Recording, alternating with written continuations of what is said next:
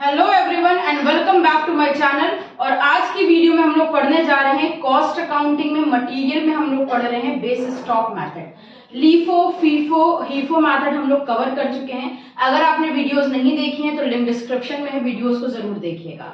आज की जो वीडियो है उसमें हम लोग समझेंगे कि बेस स्टॉक मेथड होता क्या है और बेस स्टॉक मेथड से स्टोर लेजर अकाउंट किस तरह से प्रिपेयर किया जाता है। तो चलिए वीडियो स्टार्ट करते हैं।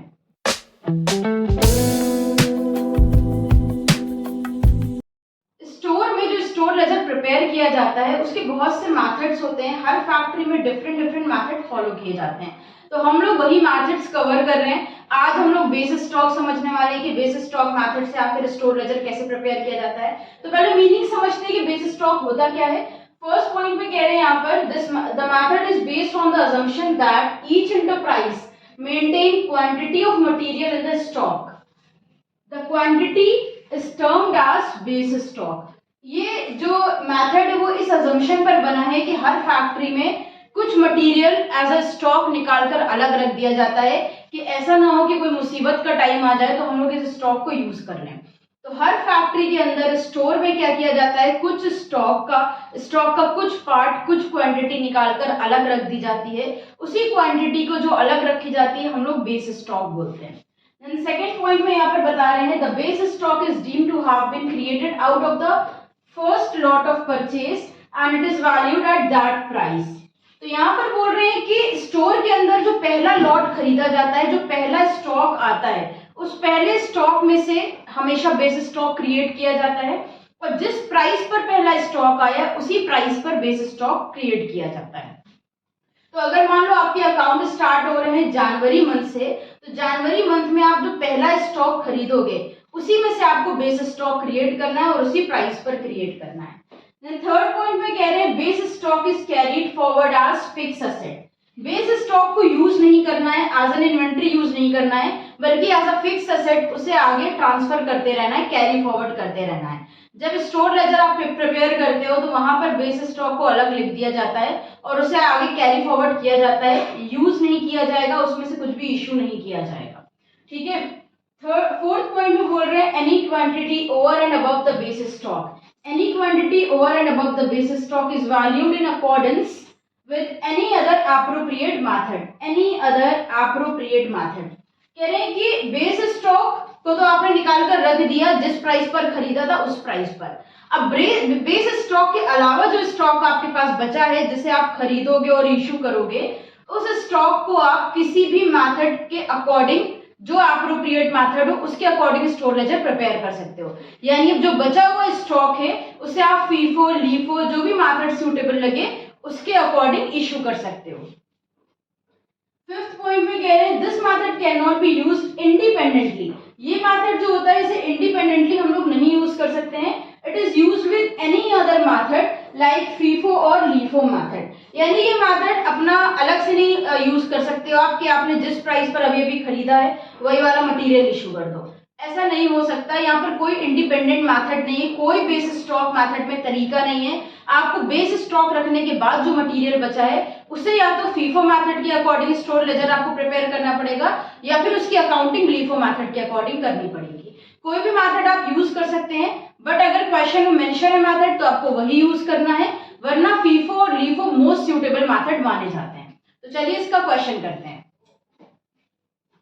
तो यहाँ पर हम लोगों ने बेस स्टॉक का क्वेश्चन लिया हुआ है। क्वेश्चन में कह रहे हैं from the following particular prepare store ledger account. उसके बाद ये हम लोगों को इन्फॉर्मेशन दी है 2023 में 1 जनवरी को इन्होंने परचेज की है 500 यूनिट्स 2 रुपए के हिसाब से।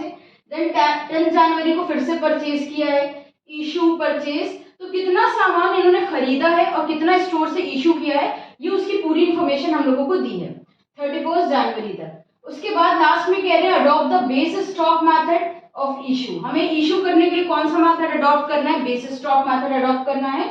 और बेस स्टॉक कितना रखना है, क्वेश्चन को रीड करके मेन ये समझ लीजिएगा कि बेस स्टॉक आपको रखना कितना है। तो बेस स्टॉक इज 200 यूनिट, आपको 200 यूनिट का बेस स्टॉक रखना है। तो चलिए इसको रिकॉर्ड करते हैं। स्टोर लेजर हमने प्रिपेयर करा है, स्टोर लेजर हेडिंग डाली, उसके नीचे मेंशन किया कौन सा मेथड यूज कर रहे हैं। फर्स्ट कॉलम डेट का बनाना है, बचे हुए पेज को 3 पार्ट में डिवाइड करना है। फर्स्ट कॉलम होगा रिसिट का, सेकंड कॉलम होगा इश्यूज का, थर्ड कॉलम होगा बैलेंस का। अब आपको हर एक कॉलम को 3 इक्वल पार्ट में डिवाइड करना है, यानी रिसिट को 3 इक्वल पार्ट में डिवाइड करना है, यूनिट रेट अमाउंट, फिर इश्यूज को 3 पार्ट में डिवाइड करना है, यूनिट रेट अमाउंट, और बैलेंस को भी 3 पार्ट में ब्रेक करना है, यूनिट रेट अमाउंट। ये आपने टोटल कॉलम्स प्रिपेयर कर लिए। अब हम इसको रिकॉर्ड करते हैं।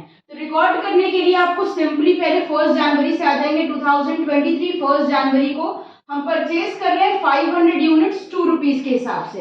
तो यहाँ पर हम लिखते हैं डेट के कॉलम में 2023 1 जनवरी। जितना भी हम परचेज कर रहे हैं उसे रिसिट में लिखेंगे। 500 यूनिट्स के कॉलम में लिखा, रेट में 2, 500 का 2 में मल्टीप्लाई किया, ये आ गया 1000। जितना खरीदा उसे बैलेंस में शो करेंगे। 500 रेट में 2, टोटल हो गया 1000।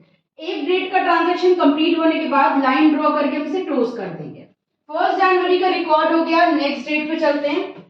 नेक्स्ट है 10 जनवरी को 300 यूनिट्स परचेज कर रहे हैं 2.10 के रेट से। तो यहाँ पर हम लिखने वाले हैं 10 जनवरी, यूनिट्स है 300, रेट है 2.10, ये हो गया 630।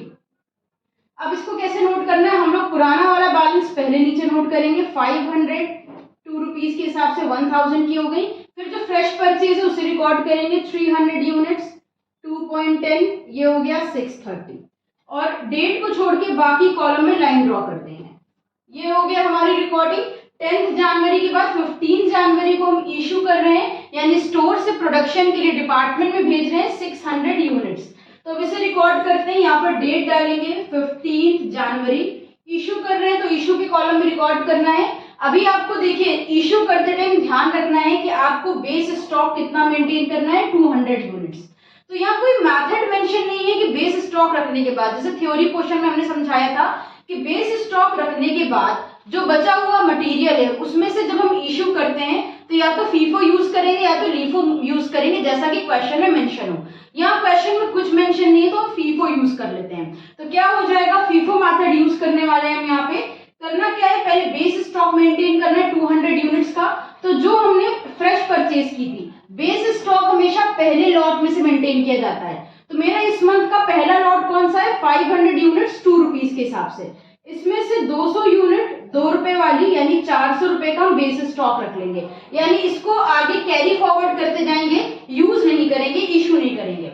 अभी बचे हुए में से हमें 600 यूनिट इशू करना है। तो देखिए 500 में से 200 का बेस स्टॉक रखा, बट 300 भी बची है। क्योंकि हम फीफो यूज कर रहे हैं तो पहले हम 2 रुपए वाली इशू करेंगे जो पहले खरीदी है।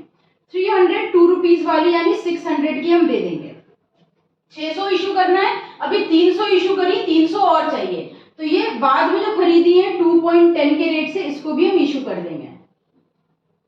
ठीक, तो अभी मेरे पास कोई बैलेंस नहीं बचा। 500 में से 200 बेस स्टॉक है, 300 इशू कर दी, जो बची हुई 300 थी वो भी इशू करी, और कुछ यहाँ पर नहीं बच रहा है, ये हम क्लोज कर देंगे। ठीक है, तो इस तरह से आपको इशू करना है। बेस स्टॉक अभी मेंटेन रहेगा। 15 के बाद 20 जनवरी को हम परचेज कर रहे हैं 400 यूनिट्स 2.20 के रेट से। तो यहाँ पर हम लिखते हैं 20 जनवरी 400 यूनिट्स परचेज कर रहे हैं, तो रिसिट पर लिखेंगे 400, मल्टीप्लाई करेंगे 2.20 से। 400 मल्टीप्लाई बाय 2.20 आ गया 880। बैलेंस में क्या करेंगे, सबसे पहले बेस स्टॉक नोट करेंगे 200 इंटू 2, ये हो गया 400 का। उसके बाद जो फ्रेश परचेज किया उसके नीचे उसे रिकॉर्ड करेंगे 400 2.20, ये हो गया 880 और क्लोज कर देंगे।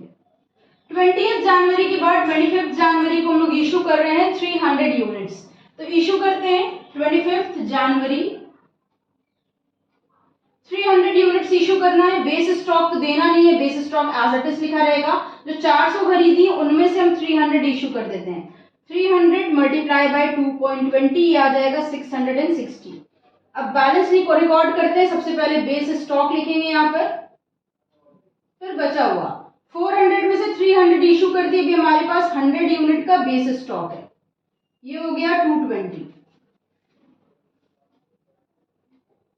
25 के बाद 27 जनवरी को हम लोग परचेज कर रहे हैं 500 यूनिट्स 2.10 के रेट से।